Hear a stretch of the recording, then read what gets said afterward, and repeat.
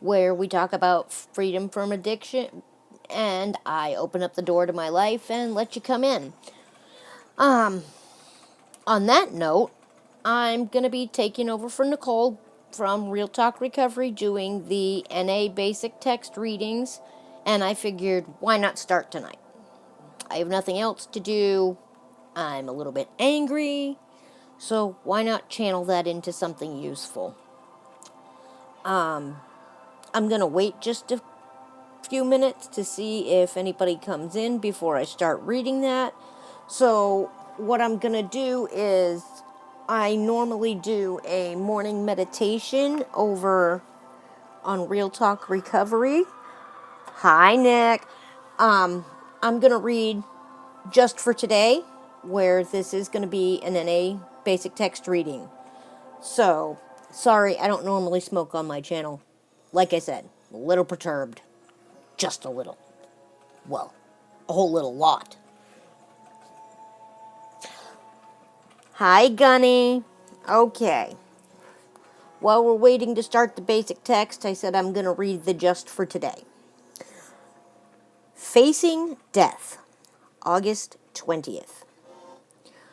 Often we have to face some type of crisis during our recovery, such as the death of a loved one.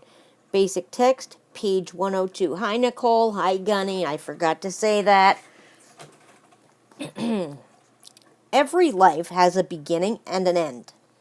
However, when someone we love a great deal reaches the end of their life, we may have a very hard time accepting their sudden, final absence.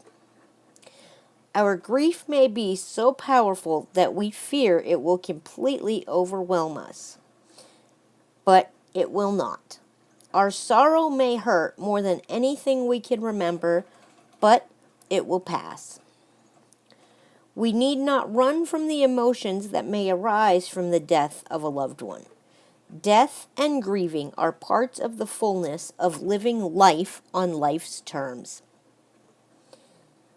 By allowing ourselves the freedom to experience these feelings, we partake more deeply of both our recovery and our human nature. Sometimes the reality of another's death makes our own mortality that much more pronounced. We reevaluate our priorities, appreciating the loved ones still with us all the more. Our life and our life with them will not go on forever. We want to make the most of what's most important while it lasts. We might find that the death of someone we love helps strengthen our conscious contact with our higher power. If we remember that we can always turn to that source of strength when we are troubled, we will be able to stay focused on it no matter what may be going on around us. Just for today, I will accept the loss of one I love and turn to my higher power for the strength to accept my feelings. I will make the most of my love for those in my life today. I'm kind of glad that one came up because, I'm kind of having a moment myself right now where I'm really very upset that my medication is off count by 2 days, and that's just unacceptable to me. And I know what happened, and I'm not going to go into details here on my channel just because I don't know if there's any trolls that might be lurking about, so I'm going to protect myself and all of you and just leave it at that. Okay, I know what happened. I know who did it. And that's all that needs to be said. So, alright, I've got 2 of you on here, so I guess I will start in. Nicole said we left off in chapter 4, and from what I can see from my page mark, she is correct. We left off on step 5. So that's where we're going to start. We admitted, which step 5 says this. Step 5. We admitted to God, to ourselves, and to another human being the exact nature of our wrongs. The 5th step is the key to freedom. It allows us to live clean in the present. Sharing the exact nature of our wrongs sets us free to live. After taking a thorough fourth step, we deal with the contents of our inventory. We are told that if we keep these defects inside us, they will lead us back to using. Holding on to our past would eventually sicken us and keep us from taking part in our new way of life. If we are not honest when we take a fifth step, we will have the same negative results that dishonesty brought us in the past. Okay, that is so true. As somebody that's been there and done what I thought was a complete fourth step, I did a partial fifth step because there was stuff that I just wasn't willing to disclose to anybody. I didn't care who it was. And I'm going to put this out because I don't think that's a good message. When you do your fifth step, you need to be thorough about it. Everything that you disclosed in your fourth step to yourself, you need to get honest and disclose that with your sponsor or whoever you choose to hear your fourth step. So, I'm going to read that last sentence again. If we are not honest when we take a fifth step, we will have the same negative results that dishonesty brought us in the past.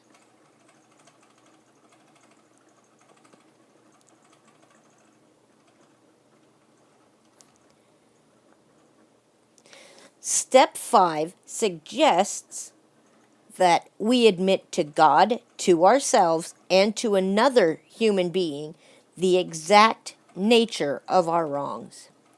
We looked at our wrongs, examined our behavior patterns, and started to see the deeper aspects of our disease. Now we sit with another person and share our inventory out loud. Our higher power will be with us during our fifth step.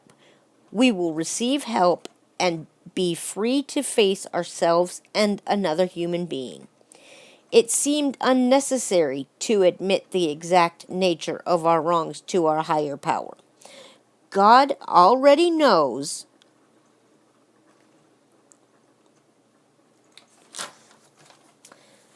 that stuff we rationalized.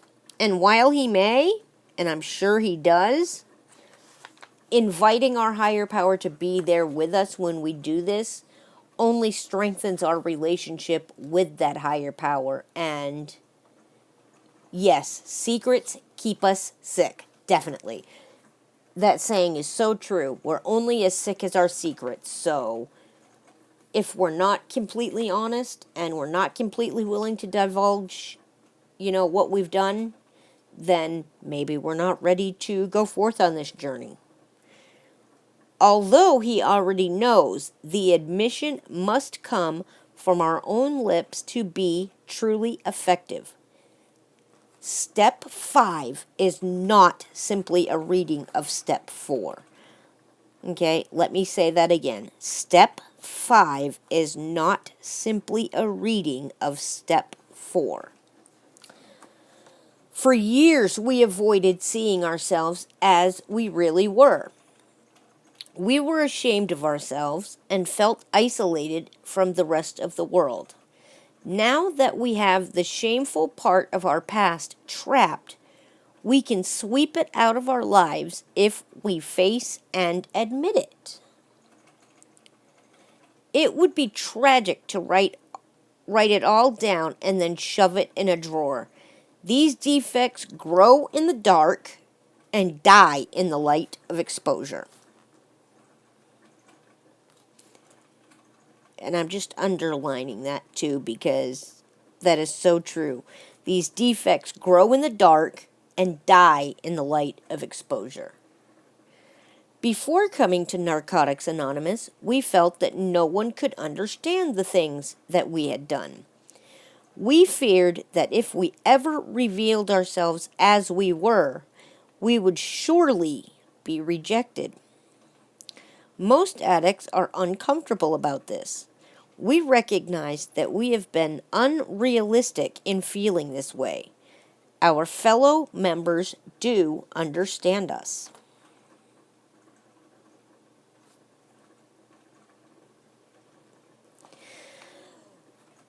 Okay, here is where it gets into how we go about doing this fifth step.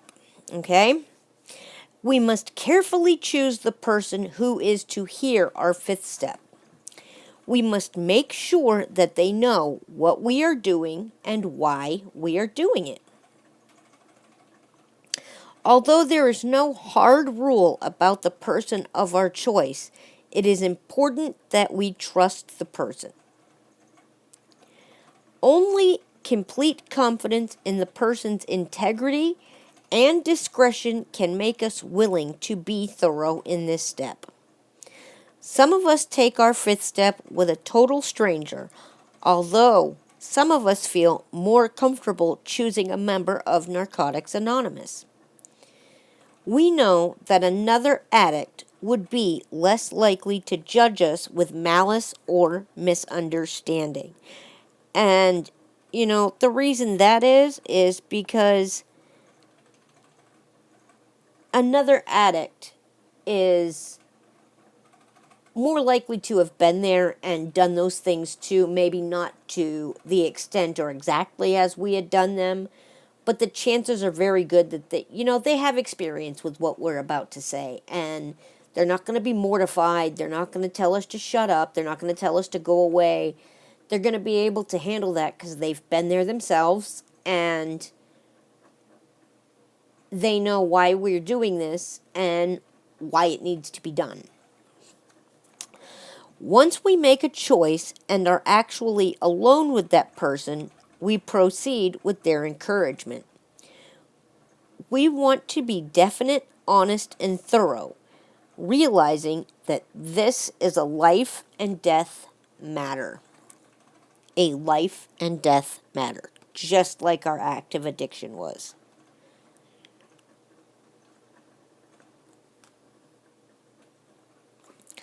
Some of us tried to hide part of our past in an attempt to find an easier way of dealing with our inner feelings.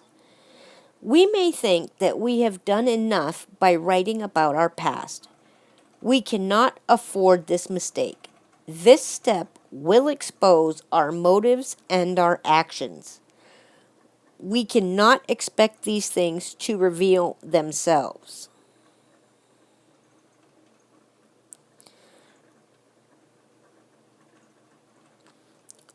Our embarrassment is eventually overcome and we can avoid future guilt. We do not procrastinate. We must be exact. We want to tell the simple truth, cut and dried, as quickly as possible. There is always a danger that we will exaggerate our wrongs. There's always that possibility. We may think that what we've done is absolutely terrible, and we might take that to, the highest level where we've exaggerated it so badly in our mind, we feel that anybody that is hearing us with our fifth step is going to think the same thing. More likely than not, that's not true. It is equally dangerous to minimize or rationalize our part in past situations. After all, we still want to sound good. Addicts tend to live secret lives. Yes, we do. For many years, we covered low self-esteem by hiding behind phony images that we hoped would fool people. Unfortunately, we fooled ourselves more than anyone.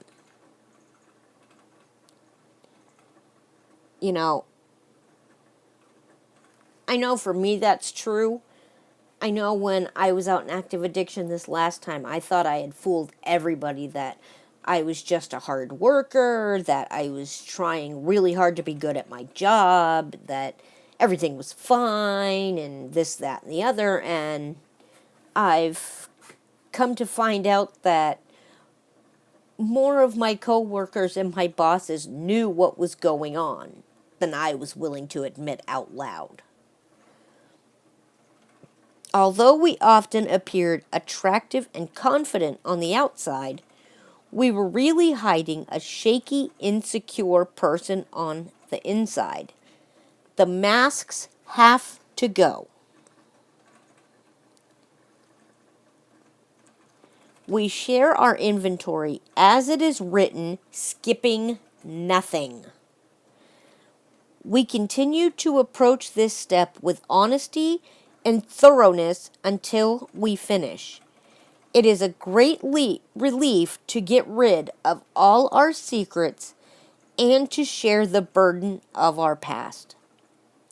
Usually, as we share this step, the listener will share some of his or her story too. We find that we are not unique. We see by the acceptance of our confidant that we can be accepted just the way we are. We may never be able to remember all of our past mistakes. We do, however, give it our best and most complete effort. We begin to experience real personal feelings of a spiritual nature. Where once we had spiritual theories, we now begin to awaken to spiritual reality. This initial examination of ourselves usually reveals some behavior patterns that we don't particularly like. I know I didn't, and I haven't even done my 5th step yet. But I don't like what I found out about myself in the 4th.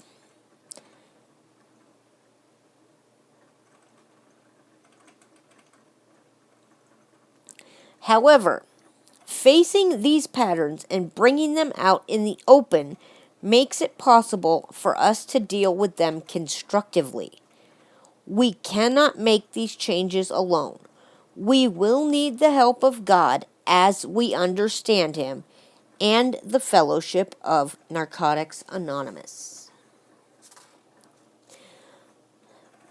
And that, folks, brings us to step 6, where I will start off next Tuesday night. And I'm probably going to do it at 8 o'clock my time, where I'm on the East Coast. That's 7 o'clock Central, and I do realize it's kind of early on the West Coast, as it would be 5 o'clock. So those of you that don't catch it live can rewatch it. And I want to thank you, Nicole and Gunny, for taking the time to listen to me, and I love you all for the support you give me. I appreciate every one of you. You know, even in my worst days, I know I can come over here and I feel better by the time I'm done. So, thank you for giving me the opportunity to do this. I love you all. Stay safe, stay clean, stay sober. Love each other and yourselves. And most important, I'm glad, Gunny, that 5 is perfect for you. I will make sure I am promptly on time so that I'm not disturbing your rhythm.